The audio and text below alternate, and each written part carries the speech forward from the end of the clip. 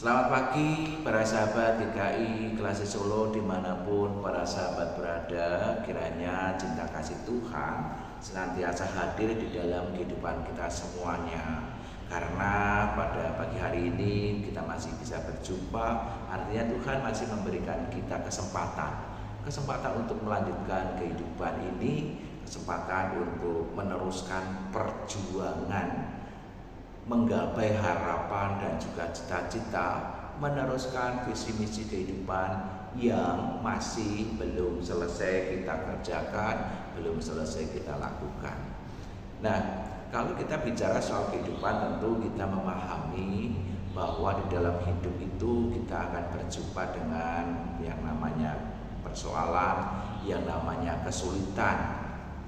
Dari sejak kecil saja kita sudah mengalami hal itu. Ketika masih kecil diajar untuk berjalan, tertatih-tatih, bahkan sampai terjatuh. Diajar untuk baca, tulis, dan berhitung, sampai bingung ini angkanya berapa, jumlahnya berapa, huruf apa, angka apa. Itu kadang-kala kemudian membuat orang kesulitan. Semakin besar lagi, semakin dewasa lagi, manusia juga diperhadapkan semakin kompleksnya kesulitan dan persoalan yang ada di dunia pendidikan, di dunia pekerjaan, di dalam ruang lingkup yang lebih luas lagi bersama-sama dengan masyarakat di sekitar kita, di dalam konteks keluarga kita. Di sana tidak terlepas yang namanya kesulitan. Tapi di tengah kesulitan itu kita diajak untuk berseru kepada Tuhan, seperti yang dinyatakan oleh sang pemazmur di dalam Mazmur pasal 70 ayat yang kedua, ketika di sana dikatakan, "Ya Allah, lepaskanlah aku, Tuhan segeralah menolong aku." Di sini sang pemazmur sedang ada di dalam situasi dan kondisi yang tidak baik-baik saja. Dia sedang diperhadapkan oleh para musuh yang ada di depannya, yang siap untuk mengancam jiwanya. Di tengah-tengah situasi keterdesakan ini, sang pemazmur kemudian menyerukan kepada Tuhan, minta tolong kepada Tuhan agar Tuhan melepaskan dirinya. Nah, bagaimana dalam hidup kita? Tentunya kita sebagai umat Tuhan, sebagai orang-orang yang beriman kepada Tuhan, ketika kita diperhadapkan dengan kesulitan, kita belajar seperti sang pemazmur ini. Kita belajar untuk senantiasa berseru, memohon pertolongan Tuhan. Agar apa?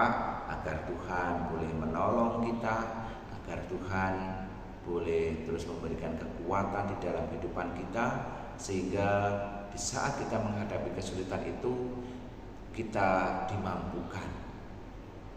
Tuhan memberikan kemampuan bagi kita untuk berpikir, kemampuan bagi kita untuk menimbang persoalan, kemampuan bagi kita untuk mengambil keputusan ataupun mengambil tindakan yang tepat sesuai dengan situasi yang ada pada saat itu. Kiranya Tuhan sang penolong boleh terus menyertai perjalanan kehidupan kita untuk menolong segala macam kesulitan, segala macam persoalan hidup kita. Tapi juga perlu kita ingat, bukan hanya kita sekedar berseru-seru terus minta tolong kepada Tuhan, tapi kita lupa apa yang menjadi kewajiban kita, apa yang menjadi tugas dan tanggung jawab kita. Tentunya di sana perlu ada keberimbangan.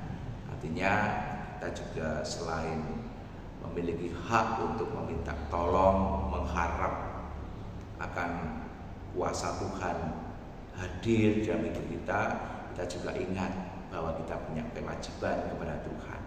Apa kewajiban itu? Tentunya Bapak Ibu Saudara tahu semuanya bicara soal kewajiban sebagai umat Tuhan, sebagai umat-umat yang beriman kepada Yesus Kristus. Dan satu hal lagi yang perlu kita pahami, kadangkala waktu Tuhan tidak seperti waktu kita.